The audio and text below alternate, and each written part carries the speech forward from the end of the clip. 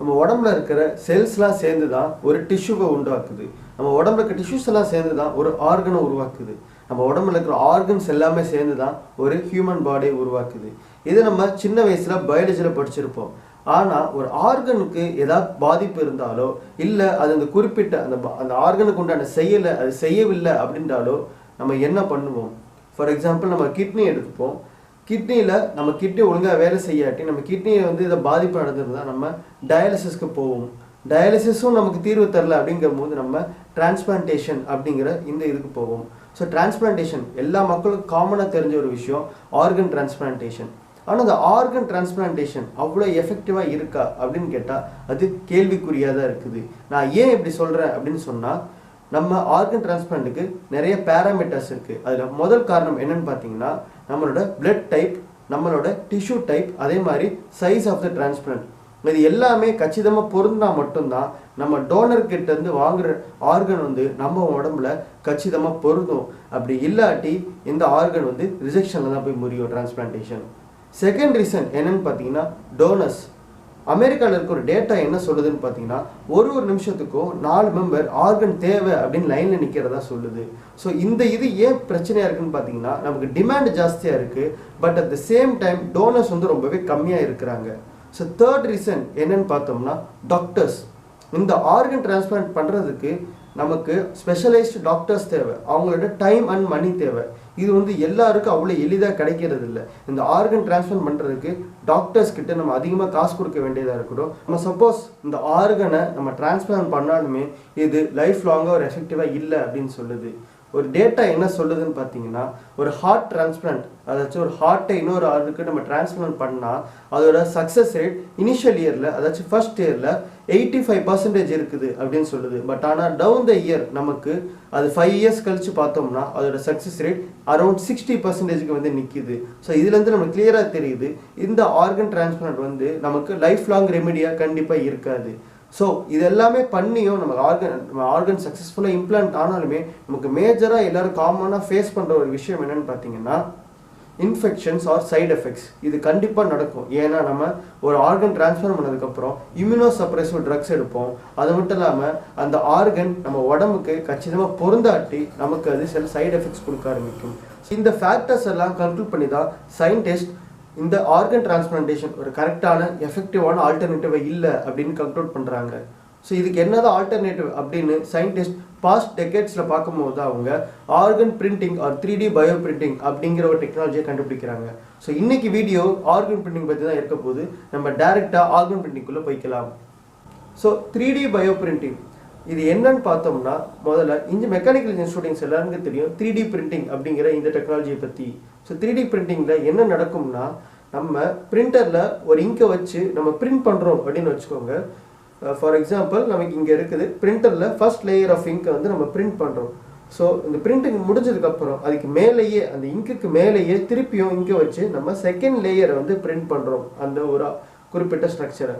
So இதே மாதிரி திருப்பி அகைன் தேர்ட் லேயரில் அதே மாதிரி பண்ணுறோம். இப்படி சக்ஸசிவாக பண்ணுறோம். இதுக்கு பேர் தான் successive printing or additive manufacturing அப்படின்னு சொல்லுவாங்க. இந்த டெக்னாலஜி தான் நம்ம பயாலஜிக்கல் ப்ராசஸ்க்குள்ளே கொண்டு 3D பயோ பிரிண்டிங் அப்படிங்கிற இந்த டெக்னாலஜி உருவாக்குறோம். ஸோ 3D பிரிண்டிங்க்கு முக்கியமான 2 விஷயங்கள். ஒன்று, நமக்கான பிரிண்டர் தேவை. செகண்ட் பயோ இங்க் அப்படிங்கிறது தேவை. அது நம்ம நார்மலாக ட்ரெடிஷ்னலில் பார்த்தீங்கன்னா நமக்கு traditional ink or cartridge ink தேவைப்படும். பட் இந்த ப்ராசஸில் நமக்கு பயோ இங்க் அப்படிங்கிறது தேவைப்படும். ஸோ பயோ இங்கில் என்ன இருக்கும் அப்படின்னு பார்த்தோம்னா, நமக்கு பயோ மெட்டீரியல் இருக்கும், நம்ம செல்ஸ் அண்ட் டிஷ்யூஸ் இருக்கும். ஃபார் எக்ஸாம்பிள் யாருக்கு இந்த டிரான்ஸ்பிளான்டேஷன் பண்ண போகிறாங்களோ அவங்களோட செல்ஸ் அண்ட் டிஷ்யூஸ் இருக்கும். அது மட்டும் இல்லாமல் ஹைட்ரோஜெல் அப்படிங்கிற இந்த ஒரு காம்பனண்ட் கண்டிப்பாக இருக்கும். And then we have growth proteins or growth factors. So நம்ம உடம்புக்கு தேவையான அந்த செல்ஸ் வளருக்கு தேவையான ப்ரோட்டீன்ஸ், கொலாஜின், ஃபைப்ரின் இந்த பார்ட்டிகள் எல்லாமே அதில் இருக்கும். நம்ம இப்போ 3D பிரிண்டிங் ப்ராசஸ் பற்றி பார்ப்போம். இந்த 3D பயோபிரிண்டிங் ப்ராசஸில் முதலாவதாக நம்ம எந்த ஆர்கனை நம்ம பிரிண்ட் பண்ண போகிறோமோ அதை CT or MRI மூலிமா ஸ்கேன் பண்ண போகிறோம். ஸோ இந்த 3D ஸ்ட்ரக்சரை நம்ம 3D ஆர்கன் உருவாக்குறதுக்கு நம்ம இந்த ஸ்ட்ரக்சரை ஸ்கேன் பண்ணதுக்கப்புறம் அதை ஒரு 3D சாஃப்ட்வேரில் நம்ம இன்புட்டாக கொடுத்து அதில் உள்ள ஃபீச்சர் எக்ஸ்ட்ராக்ஷன், அது மட்டும் இல்லாமல் மெஷ் கிரியேட் பண்ணி அந்த இன்புட் டேட்டாவை நம்ம பிரிண்டர்கிட்ட கொடுத்துருவோம். ஸோ பிரிண்டரில் கொடுத்ததுக்கு நமக்கு தேவையான ஒரு பிரிண்டர்கிட்ட கொடுத்ததுக்கப்புறம் நமக்கு தேவையான ஒரு விஷயம் என்னென்னா பயோ இங்க். ஸோ அந்த பயோ இங்க் எப்படி ப்ரிப்பேர் பண்ணுவோம் அப்படின்னு பார்த்தா, முதல்ல அந்த பேஷண்ட்டோட செல்ஸ் ஆர் டிஷ்யூஸ் அதை வந்து நம்ம எடுத்து க்ரோ பண்ண ஆரம்பிப்போம். தனியாக க்ரோ பண்ணிவிட்டு அது செல்ஸ் அண்ட் டிஷ்யூஸ் கொஞ்சம் ப்ராலிஃபரேட் ஆனதுக்கப்புறம் நம்ம பயோ மெட்டீரியல், ஹைட்ரோஜெல் மற்றும் க்ரோத் மேட்ரிக்ஸ் இதெல்லாம் சேர்த்து ஒரு பயோ இங்காக உருவாக்கும்.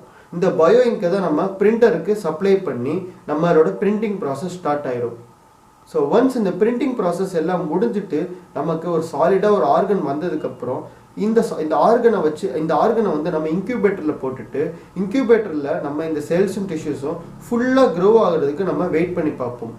ஸோ ஒன்ஸ் இந்த ப்ராசஸும் டன் ஆனதுக்கப்புறம் என்ன பண்ணுவோம்னா ஃபைனல், அதாச்சும் போஸ்ட் பிரிண்டிங் ப்ராசஸ் அப்படின்னு சொல்லுவாங்க.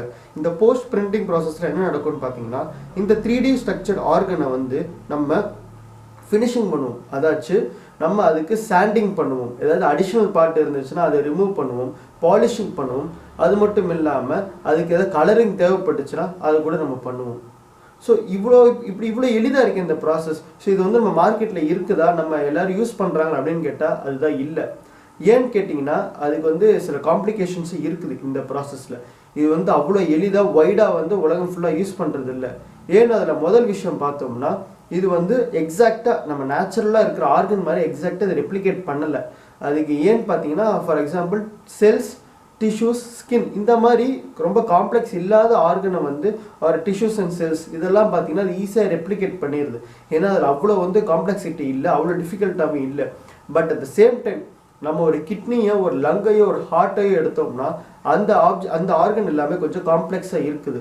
அதில் வந்து வேஸ்குலர் ஸ்ட்ரக்சர்ஸ் இருக்குது, அதாச்சும் பிளட் வெசல்ஸ் இதெல்லாம் இருக்குது. இந்த ஆர்கனும் பார்த்தீங்கன்னா அவ்வளோ எளிதாக நம்ம ரெப்ளிகேட் பண்ணுற மாதிரி இல்லை. ஸோ அதனால இது அவ்வளோ ஈஸியாக வைடாக இன்னும் மார்க்கெட்டில் வரல. பட் ஏர்லி ஸ்டேஜஸில் இருக்குது, இதுக்கான பொட்டென்ஷியல் இருக்குது. இன்னும் ஒரு 10 or 15 இயர்ஸில் கண்டிப்பாக அது மார்க்கெட்டில் ஒரு பெரிய இம்பேக்ட் உண்டாக்கும் அப்படின்னு சயின்டிஸ்ட் சொல்கிறாங்க. 3D பிரிண்டிங் ஆர்கனை வச்சு, அதாச்சும் இந்த 3D பிரிண்டிங் டெக்னாலஜியை வச்சு நமக்கு பல அப்ளிகேஷன்ஸ் இருக்குது அப்படின்னு சொல்கிறாங்க.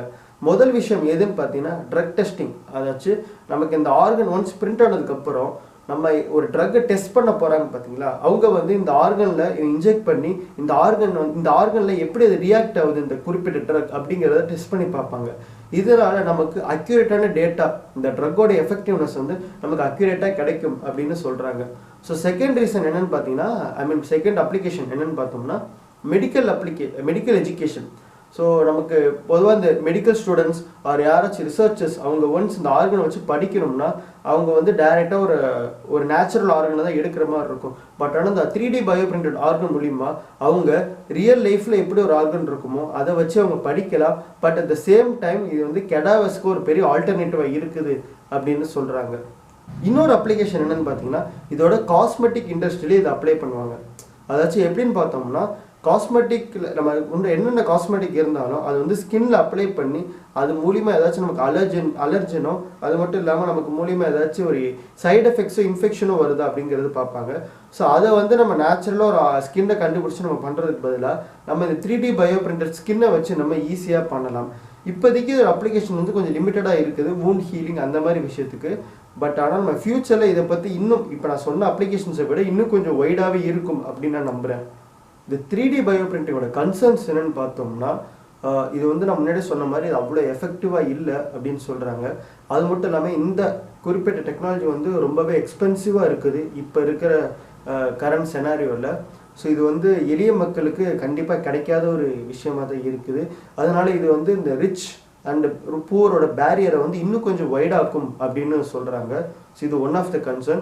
செகண்ட் கன்சர்ன் வந்து என்னென்னா, இன்னுமே வந்து நமக்கு இந்த டெக்னாலஜி அட்வான்ஸ் பண்ணுறதுக்கு வந்து FDA வந்து எந்த அப்ரூவலும் கொடுக்கல. அதாச்சும் FDA சைட்லேருந்து என்ன சொல்கிறாங்கன்னா, இதுக்கு எங்களுக்கு எந்த ஃப்ரேம் ஒர்க்கும் இல்லை, அதனால நாங்கள் அப்ரூவல் கொடுக்க மாட்டோம் அப்படின்னு சொல்கிறாங்க. பட் ஒரு ஹாப்பி நியூஸ் என்னென்னு பார்த்தீங்கன்னா, FDA வந்து இந்த ஃப்ரேம் ஒர்க் வந்து கிரியேட் பண்ணுற ப்ராசஸில் தான் இருக்கிறாங்க.